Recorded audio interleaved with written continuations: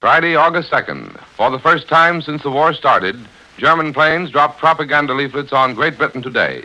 The leaflets carried parts of Hitler's speech of 2 weeks ago and were headed, quote, "Last Appeal to Reason by Adolf Hitler," unquote.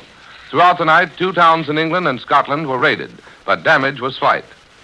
Now for the latest news of Europe, we bring you reports direct from London and Berlin with an analysis of the news by Linton Wells in New York. First to the British capital for the report of Larry Lasser. Go ahead, London.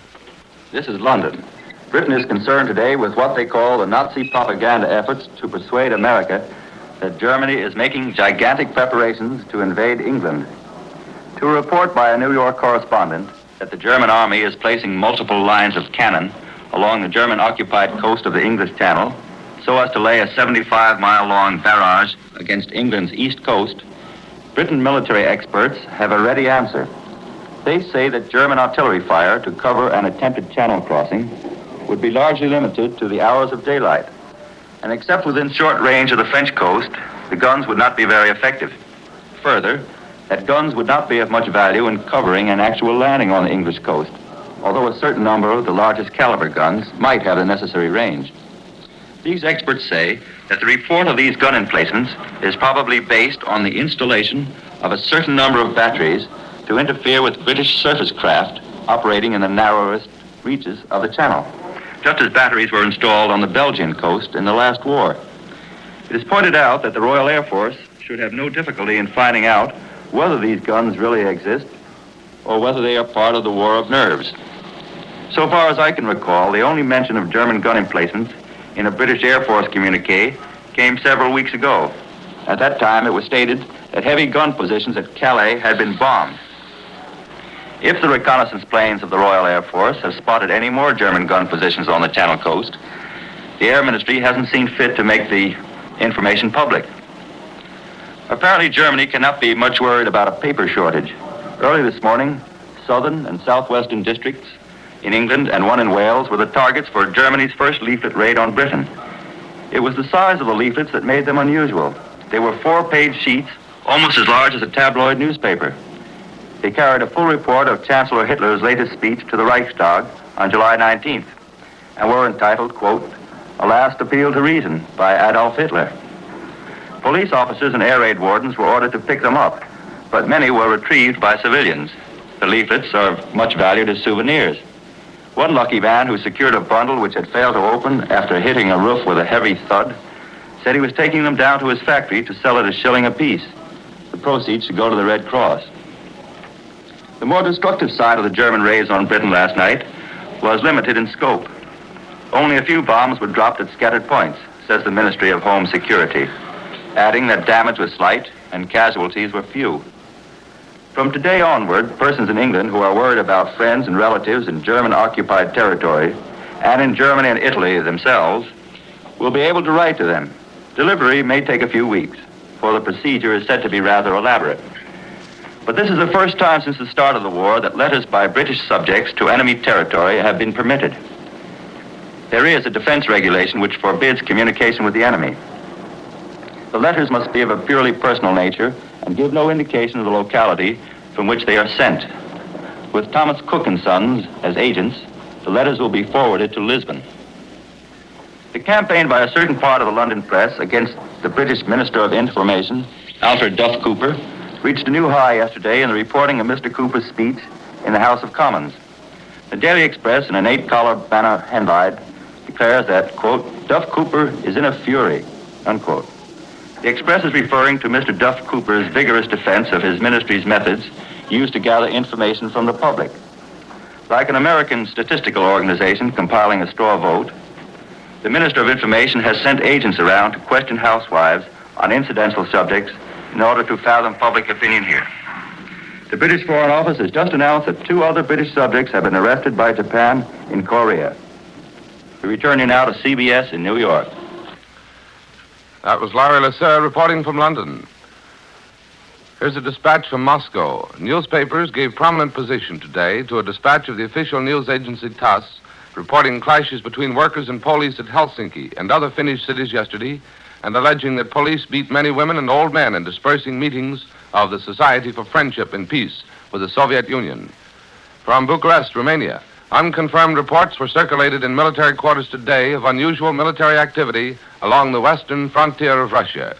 Now the news from the German capital by Edwin Hartridge. Go ahead, Berlin. This is Berlin. Germans this morning learned for the first time of the sea battle in the South Atlantic between British auxiliary cruiser Alcantara and a German armed raider. The Germans had no details of their own, not even the name of the ship. The Wilhelmstrasse this morning let it be known it was highly pleased with Mr. Molotov's speech yesterday. Final figures on the losses of the Dutch army are given out in Berlin today. There were 2,890 killed, 7,000 wounded, 29 missing. And here's Ed Hartridge, who arrived back from Paris just 42 minutes ago. Last night, British planes were again over the Rhineland. The official German communique giving some of the details of this British aerial activity has not been released as yet. And I'm only giving you my own report. Last night, as the sun was just setting, we crossed what was once the old Belgium-German border. As we drove deeper and deeper into the smoky industrial area of the Rhineland, we had a chance to see the night defenses against the British attacks take hold.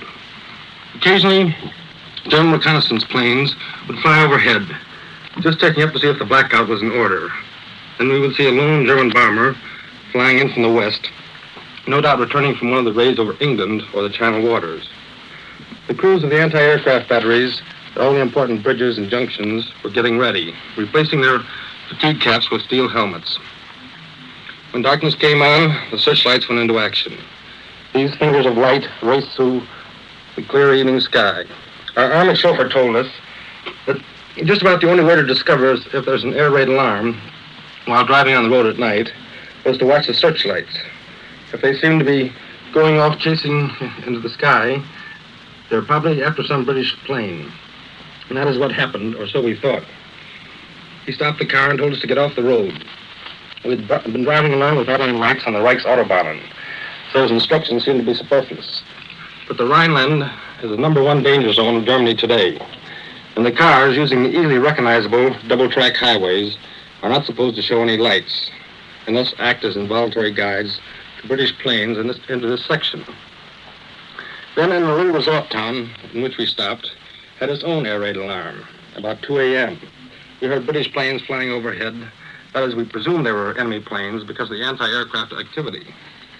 And probably because this town and its hotel are so small and insignificant, the air raid warden did not force us to get out of a warm bed and go down into a cold air raid shelter. But that is not tolerated elsewhere in the industrial section of the Rhineland. Then this morning, while driving through Hanover, we saw one of the results of a British visit on Thursday night, and it was one of those horrible accidents of the war. According to the German police on duty at the site of the bombing, 2 British planes were flying above the clouds at the time. 2 bombs, probably 50 kilos or 110 pounds each, fell into a middle-class apartment section of Hanover. One landed in the street, while the other tore through a 5-story building. They exploded in the cellar, where the tenants had taken refuge during the alarm. 3 of the 6 killed are still buried under the debris, while 10 others were seriously injured, and 9 others suffered minor injuries. Well, the Rhineland is not the most pleasant and restful place to live in Germany these grim days of the war. This is Edwin Hartridge, returning now to Columbia, New York. Here in New York is Linton Wells to give you more news and his analysis of late developments. Mr. Wells. World chanceries are still buzzing over Foreign Commissar Molotov's speech before the Supreme Soviet at Moscow yesterday. After emphasizing that there was little hope for improved relations between the Soviet Union and the United States and England, or for a rupture of Russo-German friendship, Molotov envisaged a world imperialist struggle between England and the United States on the one hand and Germany and Italy on the other, which would destroy Britain and America. He stressed that in such a struggle, the USSR would remain strictly neutral. To those who've lived in Red Russia, the clear implication of Molotov's remarks was this: Stalin intends to keep Russia aloof from war involvement until the present combatants so exhaust themselves that they will be easy prey to both the Red Army and the communist philosophy. Then Russia will act. In the meantime, the Kremlin will attempt to play one side against the other. That is, Germany, Italy, and Japan against Britain and the United States, hopeful that the United States will enter the fracas and thereby start on the road to self-destruction. This much is certain. There was no consolation for the British in Molotov's speech, and the best proof of that is supplied by Berlin, where, as Bill Shire reported this morning, the Nazis express hearty approval of it, despite reports, too, that Stalin has concentrated 200,000 Red troops in sections of western Poland near German-occupied territory and within easy moving distance of Romania. The Spanish press has intensified its campaign demanding the return of Gibraltar to Spain. The influential España has printed a warning to Britain that nothing will prevent Spain from helping to create a new order in Europe, which will give to each what he deserves and to each what is his. While this manifestly indicates pressure to force Franco to cast his lot with Germany and Italy and enter the war, authoritative quarters in London say that the Falangist leader has resolved to stay out of it despite the extension of the British blockade to include the Spanish and Portuguese coasts.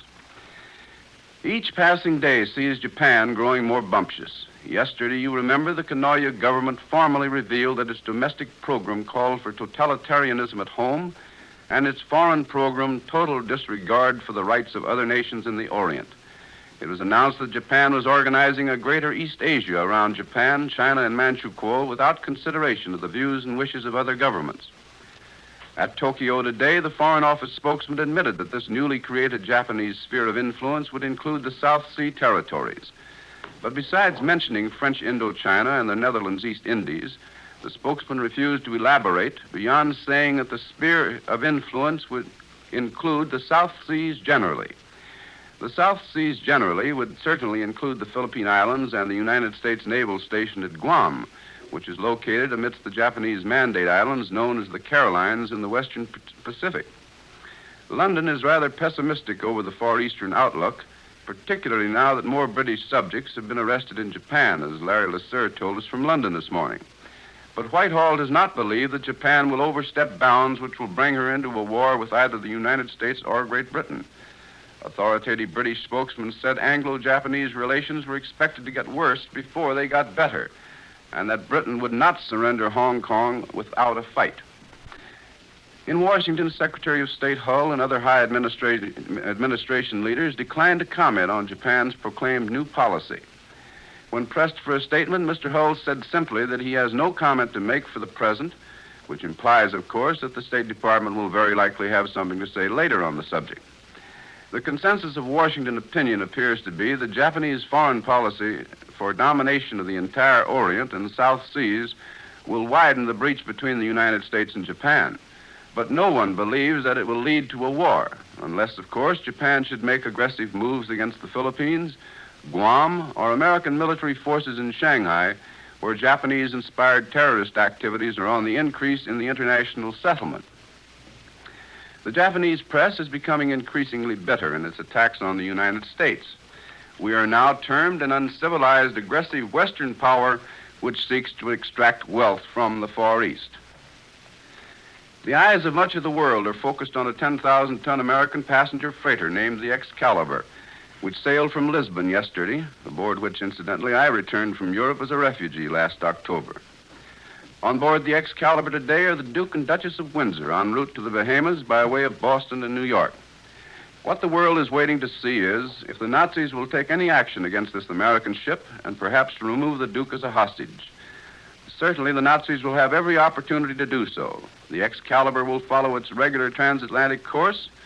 It will be lighted up at night like a house afire, and as a consequence of Washington disapproval, it is not being convoyed by any British warship. The Duke and Duchess have paid their money and are taking their chances. And with this analysis by Linton Wells from New York, Columbia concludes this morning's report of European developments. Earlier, we heard Larry Lasser reporting from London, Edwin Hartridge reporting from Berlin. Larry Elliott speaking. This is the Columbia Broadcasting System.